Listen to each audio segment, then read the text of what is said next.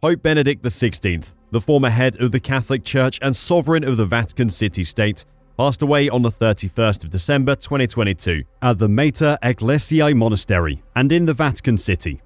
The revered German, who was the first pope to resign in 600 years, died at age 95. Welcome to People Biographics, and in this video, we discuss the life of the resigned pope right from his birth up until his demise. Before we delve into his story, please take a moment to like this video and subscribe to our channel. Who was Pope Benedict XVI? Joseph Aloysius Ratzinger was born on April 16, 1927, in his parents' home in Marktal, Bavaria, Germany. Born on Holy Saturday, he was baptized that same day. He was the third and last child of his parents, Joseph Sr. and Maria Ratzinger. His older brother, George, became a Catholic priest, and his sister Maria tended to Joseph's household until she died in 1991. He was only 5 years old when he had the opportunity, alongside a group of other children, to welcome the Cardinal Archbishop of Munich, who was visiting. Captivated by the unique attire of the cardinal, young Joseph announced that same day that he wanted to become a cardinal. He attended elementary school in Ausch am Inn, which would later be renamed after him in 2009. In 1939, at age 12, he was enrolled in a seminary in Traunstein until the seminary was closed in 1942 to be used by the military. Ratzinger's family suffered several levels of demotions and harassment. Here's why. His father was strongly against the Nazis. After Joseph's 14th birthday, he was enlisted into Hitler Youth.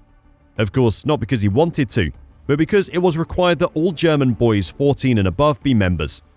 Unsurprisingly, and according to his brother, Joseph was a lackluster member and who refused to attend the meetings. But that would not be the end of his run-ins with the government.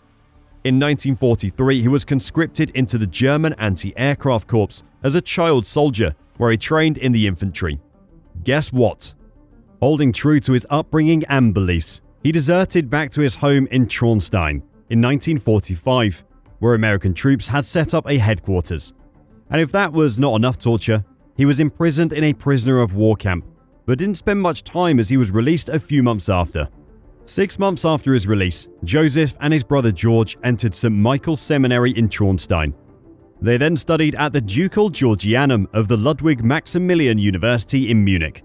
And just like dreams turning into reality, on the 29th of June 1951, they were both ordained by the very same cardinal whom Joseph saw when he was 12, Cardinal Michael von Faulhaber in Freising. According to Joseph, at the moment the elderly archbishop laid his hands on me, a little bird, perhaps a lark, flew up from the altar in the high cathedral and trilled a little joyful song. When Ratzinger was in his early youth and studying in Freising, and later at the University of Munich, Italian-German Romano Guardini, who taught there from 1946 to 1951, had a significant influence on him. The shared intellectual interests of these two, who would eventually play pivotal roles in the development of the Catholic Church in the 20th century, were focused on finding the core elements of Christianity. Joseph's essay, written in 1953, was titled The People and the House of God in Augustine's Doctrine of the Church. It was based on St. Augustine. In 1957, his habilitation was complete, and at 31, he became a professor at Freising College in 1958. He spent a significant amount of time teaching theology at several German universities, before Pope Paul VI nominated him as the Archbishop of Munich and Freising, and made him a cardinal in 1977. This was an extraordinary promotion for someone without any pastoral experience. One of the most significant dicasteries of the Roman Curia, the Congregation for the Doctrine of the Faith, nominated him prefect in 1981. He also held the position of Dean of the College of Cardinals from 2002 until his election as Pope. As one of John Paul II's closest confidants, he was a dominant presence on the Vatican stage for a quarter of a century before becoming Pope, and he had an influence second to none when it came to determining church priorities and directions. Benedict's works were plentiful, and they generally came to the defense of the traditional Catholic doctrine.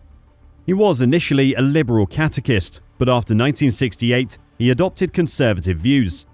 In order to combat the rising secularization of many Western nations, Benedict XVI promoted a return to essential Christian values throughout his papacy. He considered relativism's rejection of moral values in particular as the core issue of the 21st century. Pope Benedict taught the importance of the Catholic Church, as well as the importance of understanding God's redemptive love. He improved the relationship between the Catholic Church and art, encouraged the use of Latin, and brought back traditional papal robes, earning him the nickname the Pope of Aesthetics. Since the middle of the 1980s, he's been referred to as the dominant intellectual power in the Church. With all his accolades, Pope Benedict still receives some criticisms. The Pope Benedict received harsh condemnation from public health authorities, anti-AIDS activists, and victims' rights organizations for his treatment of sexual abuse cases within the Catholic Church, and opposition to the use of condoms in regions with a high HIV transmission rate. That sounds like a lot. It is true though, as Benedict criticized the use of condoms in 2005 and suggested other methods such as chastity, martial fidelity, and anti-poverty initiatives as means to stop the spread of HIV. Benedict announced his resignation on February 11, 2013, citing his elderly age and lack of strength of mind and body. He was the first pope to resign since Gregory XII in 1415, and the first since Celestine V in 1294 to do so on his own volition. I bet nobody saw that one coming. On March 13, 2013, Francis took over and Pope Benedict XVI retired to the recently rebuilt Mater Ecclesiae Monastery in the Vatican City. In addition to his native German, Benedict had a good knowledge of the languages French, Italian, English, and Spanish. He also had a working knowledge of Portuguese, Latin, Biblical Greek, and Hebrew. The French Académie des Sciences Morales et Politiques was one of the social science academies he belonged to. He was a skilled paintist and was well known for his passion for classical music. His favorite composer was Wolfgang Amadeus Mozart, whose music, in his words, contains the whole tragedy of human existence and is by no means just entertainment. Benedict added that Mozart's music deeply penetrated his soul and had a profound impact on him as a young man. Benedict was reputed to enjoy cats. Former neighbors said that, as Cardinal Ratzinger, he had a reputation for taking care of stray cats in his neighborhood. In 2007, a book titled Joseph and Chico, A Cat Recounts the Life of Pope Benedict XVI came out that recounted the Pope's life from the viewpoint of the cat Chico. He wrote 66 books, some of which are Introduction to Christianity, Call to Communion, Understanding the Church Today, The Spirit of Liturgy, and The Last Testament in his own words. He also wrote 3 encyclicals and 4 apostolic exhortations. Pope Benedict was given several awards and honors. 2005 Grand Master of the Order of Malta, 2010 Honorary Citizen of Romano Canavese in Piedmont, and 2010 Honorary Citizen of Lisbon, honoring his visit to the city on the 11th and 12th of May 2010. In addition to these, one of Notre Dame de Paris' new bells was named Benoit Joseph after Benedict in 2013. The 8661 asteroid was also named in his honor for his active role in overseeing the opening of Vatican archives to researchers investigating judicial errors against scientists in 1998. On the 28th of December 2022, Pope Francis, at the end of his audience, announced that Pope Benedict was very sick. The director of the Holy See press office, Matteo Bruni, stated later the same. In the last few hours, there has been an aggravation of Benedict's health due to advancing age, also stating that Benedict was under medical care. Benedict died in Mater Ecclesiae Monastery in the Vatican on December 31, 2022, at 9:34 a.m. CET. He was 95 years old. Signore ti amo, which is Latin for Lord, I love you, were his dying words, according to his longtime secretary, George Ganswein. His body was on display in St. Peter's Basilica beginning on January 2, 2023. Pope Francis and Giovanni Battista, Cardinal Re, officiated during his funeral, which was held in St. Peter's Square on January 5, 2023 at 9:30 a.m. The burial was also attended by Bishop Diego Ravelli, a teacher of liturgical celebrations, and Bishop George Ganswein, who has served as his personal secretary since 2003. For the first time, a pope showed up to his predecessor's funeral.